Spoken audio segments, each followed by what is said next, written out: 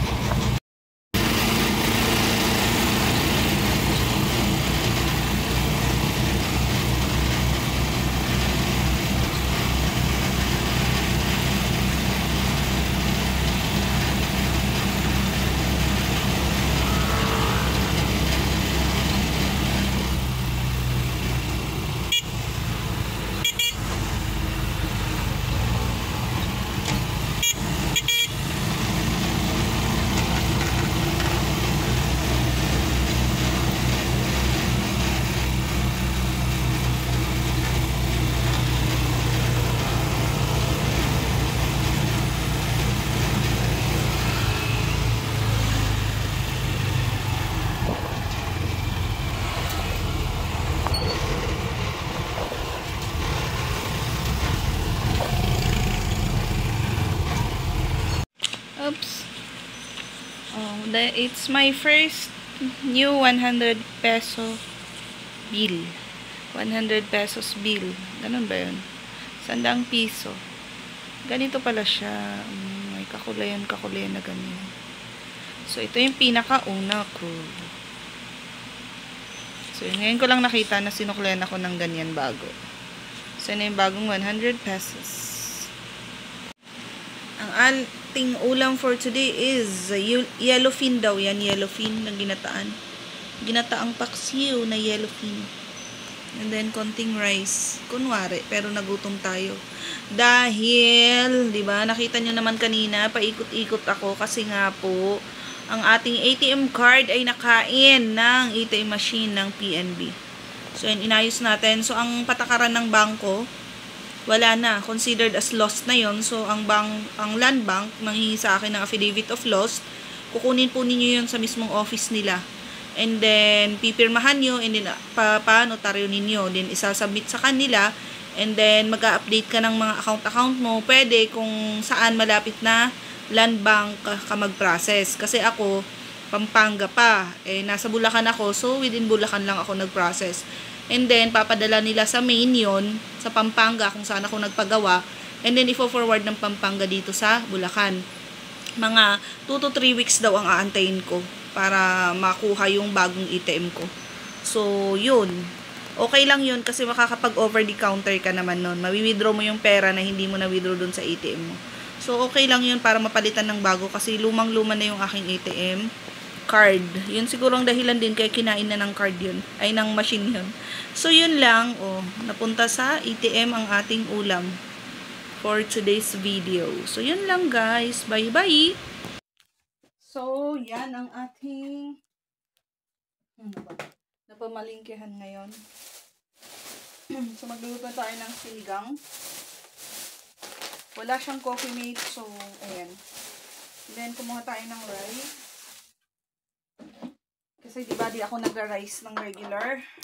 Naka-shirataki rice tayo. Kaya lang, may bisita tayo. So, kailangan natin ng regular rice.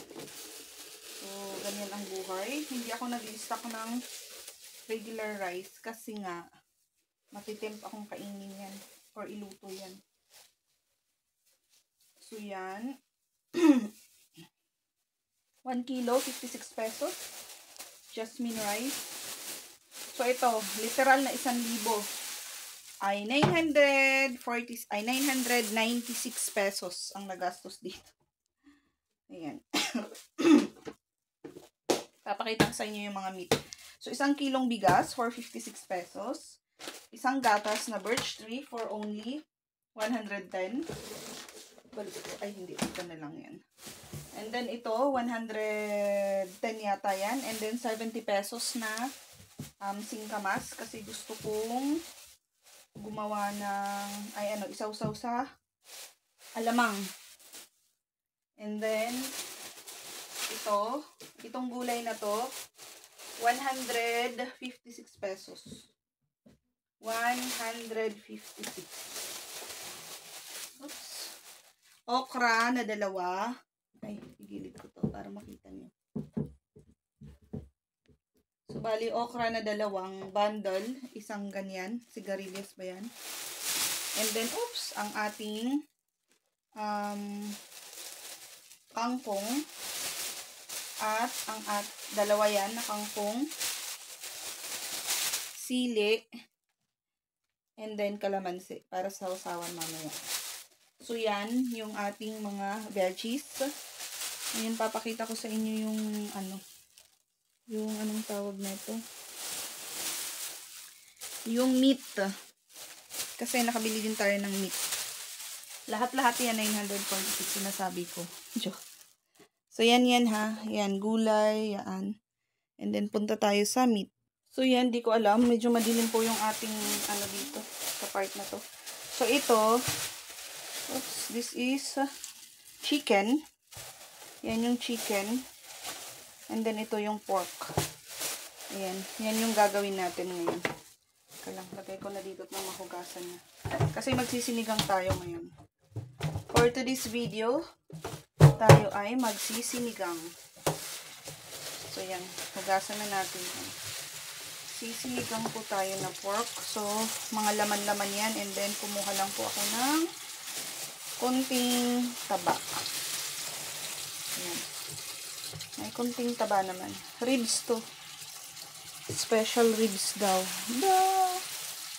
And then, yung ating chicken, syempre, ilalagay na natin to sa ref. Pero, hugasan ko na lang. Hugasan ko din, lagay ko sa din. Sa plastic. Para per luto ang gagawin natin dyan. Isang luto. Isang plastic kasi tatlo to eh. So, kung gusto mo, lahat 5 parts. Ayan. Tatlo kasi to. 5 parts lahat. 5 part ba? Tama? Or leg part? Ito. 1.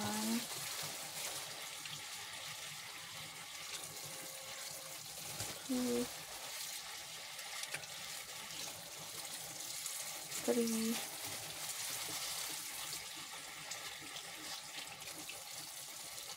4. 5 and 6. Tama ba? 1, 2, 3, 4, 5, 6, 7, 8, 9. Talagang, yun na. Bilang na bilang ba talaga? Kasi hindi ko nakita kung paano ini-slice. Pero, okay lang yan. Okay lang yan. Kahit anong hinila tayo, hindi nila ikakayaman niya. So, dapat 9 pieces. Or, tama ba? Kasi tatlo, 1, 2, 3, 1, 2, 3. So, it's supposedly 9 pieces.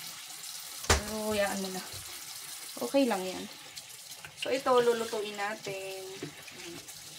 Ganyan natin yan. Please na.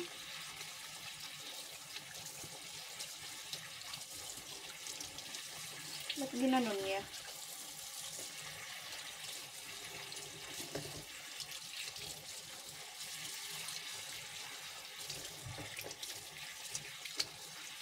Kasi pag sa akin, pag may ginawa yung isang tendera na kulang sa yung mga ganun kulang, binayaran mo naman ng maigi, hindi ko na siya binabalikan.